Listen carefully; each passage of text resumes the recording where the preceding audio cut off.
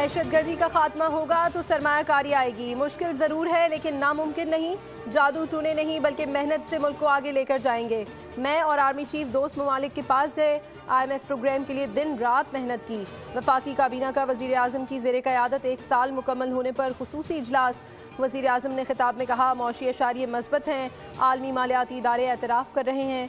मईशत की बेहतरी के लिए नवाज शरीफ का शुक्रिया अदा करना चाहता हूँ। महंगाई की शरह 28 से कम होकर 1.6% पर आ गई।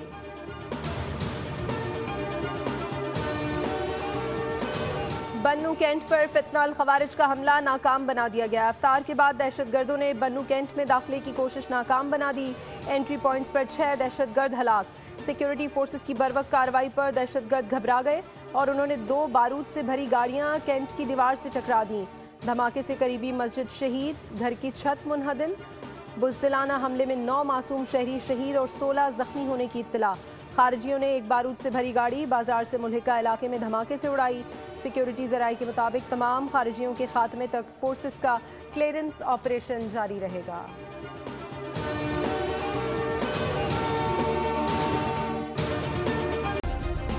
सब्सक्राइब करें और बेल दबाएं ताकि कोई खबर रह न जाए।